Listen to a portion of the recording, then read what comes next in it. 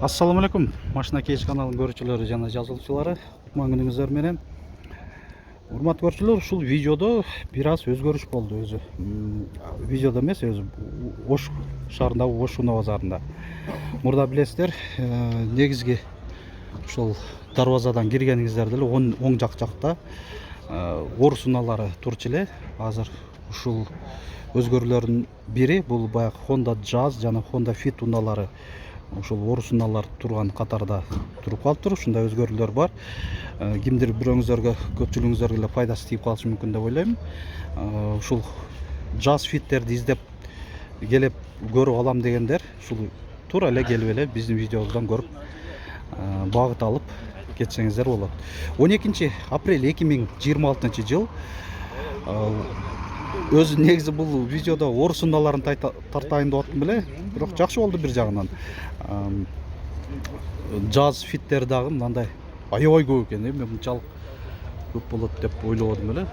Баягы орус унаалар турган катар толуп эле калыптыр, даже батпай дегендей. Биз болсо мына баасы такталган унадан баштай берсек, Jazz Fitтерди жалаңчуларды көрсөтүп кетебиз. Бул жерде 2003 жылы чыгарылган Honda Fit 1.5. Баасы 490 000 сом. Авестерде андай куюлган дистерде ротасы спойлери бар. 2003 1.5.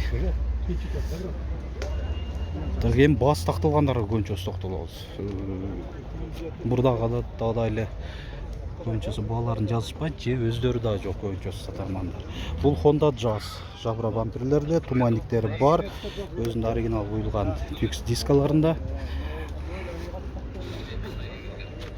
Камера бар. Светодиоддуу стоптор. Тонировка экен. Коробка вариатор, планшет монитор бар, чыканак тирегичи менен. Ошол $8700 экен. Бул Fit. Баасы канча болуп атат Fit'тен? 550 000. 2003 1.5. Так, руль заводской кожада. Бир аймактуу климат. Электрокүзгүлөр. Ушундай көрүнүштө. Jazz канча болуп атат? Коробка вариатор экен, а? Баасы канча? 750 000 сом. 1.5. 2006.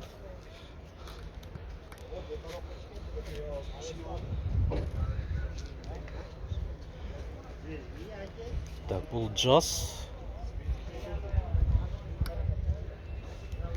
2008 коробка вариатор бул дагы. Jazz'ды канча деп атасыздар? 850 000 кеми бар дейт. Максималдуу комплектацияда 4 айнектен электро көтөрүшү, мультируль, 7 ылдамдык которуу имитациясы, бир аймактуу климат.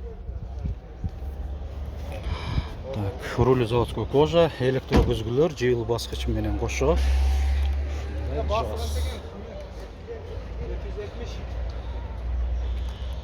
Да, бир Jazz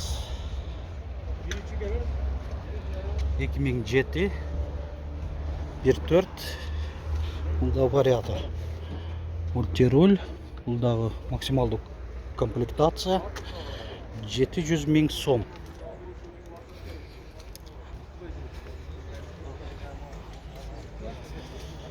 Бул Jazz. Jazz канча деп атасыңар? 770 000. 2008 1.3. Коробка механика.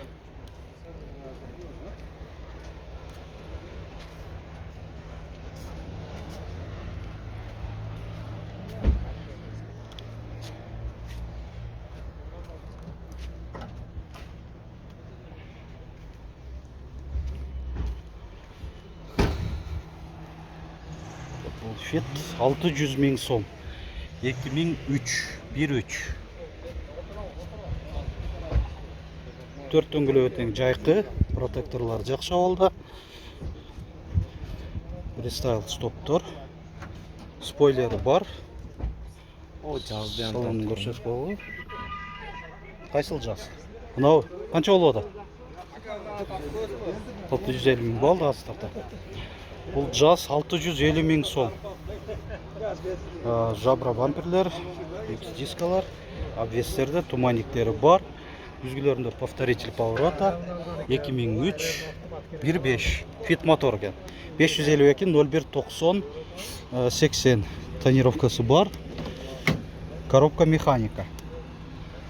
Мынандай планшет чоң монитор, чоң жойындағы. Оригинал өзінің чықанақ тірегічі, корректировка фар бар. Арқасында партроник датчиктері, спойлермен. Шул ба?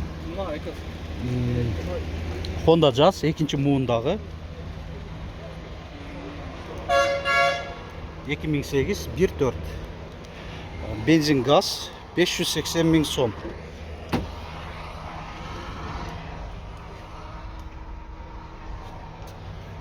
Бұнда 2-ші муында антизанос дағы бар. 1-ші муындардың кеуркелерінде да болот өзі. Антизанос VSA деген функциясы. Партроник, фаркоптору дағы бар. Да, бір Jazz. Кондиционерін іштеп қойсыңар, жақшылы ішті өтіп өткен. Туманниктер менен 2002 1.5 фит мотор бұл. Фит мотор, ақан 1.5. Коробка механика. Басы қанша болды? 550 деп атасы кішіне жабып қап береді. 550 000 бір аз кемі бар дейді. Жақшы. Текшеріп өткен. Бұл Jazz'ды көрелі.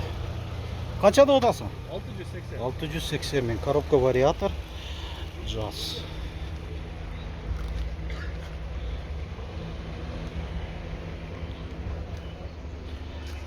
Заводская өзінің шықанақ тірегіші бар екен. Климатта, мультироль, алдыңғы әйнектерін электро көтергішті. Бұл фит қанша болды адат? 470 000 сом. Жақсы жасау doğru.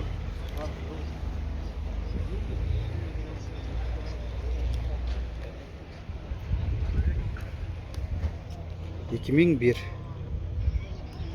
1.5 Jazz 2 2008 1.5 бұл американец екен. Американец. Коробка автомат болады, вариатор емес бұлар. Толқындағы автомат 670 000 сом. Круиз контролі бар, планшет монитор, кондиционер, күзгілерін жиылы басқычы менен қошу. Jazz 2 Honda Fit. Қаншада отасың? 570 000 кемі бар. Планшет монитор.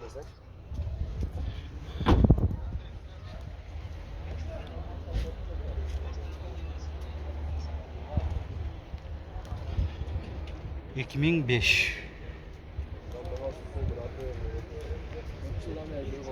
Төрт жылдан бері бір қол менілген ұна. Да бір Honda Jazz 2006 1.4 вариатор. Бокс менен.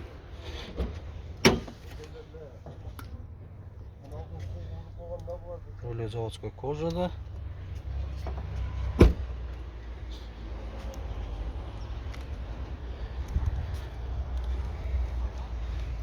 Монтерлі. Шunu тартпаңыз, әке. Қайсы? Нау? Қанша жылы? Қағазың бар ма? 2002 1.3 дейді. Honda Fit 440 000 сом. 440 000 кемі бар. Телефон номерің? 502 502 72 72 34 34. WhatsApp номер бар екен. Так, да бір Honda Fit.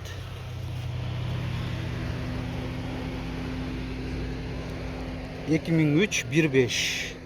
Заводской 1.5 оқшайды, а? Мына балаң қош тартпаңыз, әке. Заводской 1.5 екен. Планшет монитор. Заводскойларда мынандай болады, рулдың өзінде. Лепестокторы менен қоша болады. Мына қош тартпаңыз. Басы қанша болды? Басы 550 ге. 550 000 сом. Bir аймактуу климатта. Жаз канча болуп атат? 650 миң сом. Коробка вариатор булда. Булда максималдуу комплектация.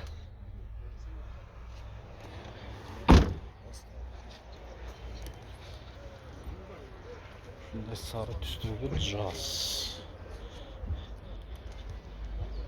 2008. Тагын төрелі Honda Fit.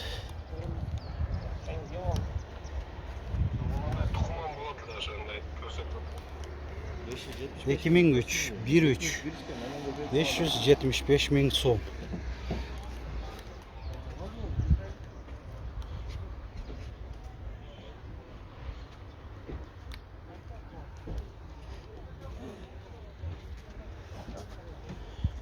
Қара жаз.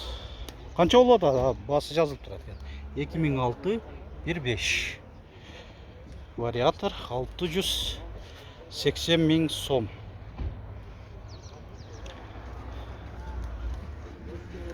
Планшет, монитор. Так, бұлда максималды комплектация екен.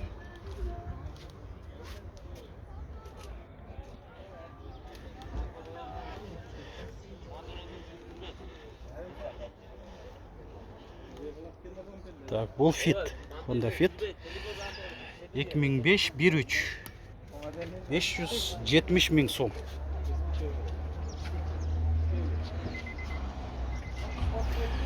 Сіздерге қандай ушундай өзгөрүү бұл видеода, базарда өзгөрүү жакшыбы? Мен оюмча жакшы эле болуп калды. Fit жаз издегендер аралап отуруп айтканда келип эле ушул жерге даяр көрүп кете берет экен. Бул жагынан ушундай убакыттагы көп кетирбейсиздер да.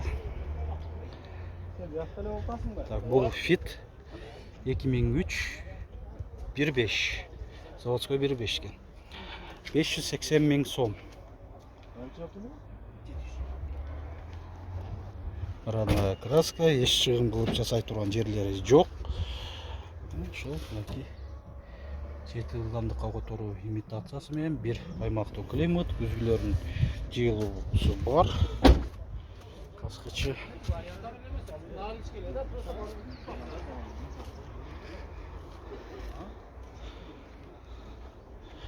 Бұл Honda Fit.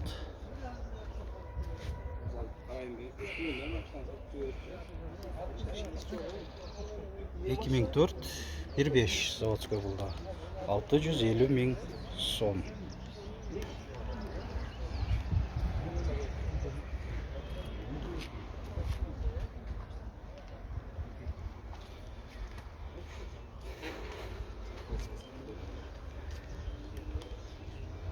Fit жазар ушунчалык көп экен да.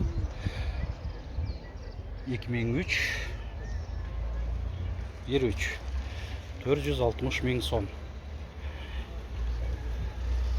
Бул Honda Fit 2003, 1.3, 520 миң сом. Урматтуу көрүүчүлөр, ушуну менен биз бул видеобузду жыйынтыктап турабыз. Мына көрдүңүздөр, өтө көп экен, өтө көп. Мага эң негизгиси мындай сезилгенич. Анан бир 40% эле көрсөткөнгө аракет жасадым, ошол бул тараптагы элечи. Анан ортолуктагы, бияктагы унаалар дагы бар. Ишилип тандоо өтө көп. Келип көрүп кетсеңиздер да болот. Биз эми баягы убакыттын чектелүүнө байланыштуу башка видеолорубузда да тартканга үлгүрүшүбүз керек. Ошого бул видеобузду жыйынтыктообуз. Сиздерге кандай болду бул видео, бул өзгөрүү? Комментарийге жазып коюңуздар, өз сунуш пикириңиздерди калтырып. Сөзүңүздөр жок болсо кайсыл жактан канчанчы лайкты басып атасыңар, кайсыл жактан көрүп атасыздар, ошону жазып коюңуздар, кайсыл шаардан же жерден. Ушундай колдоп атқан көрүүчүлөрүбүзгө өзгөчө ыраазычылык билдиребиз.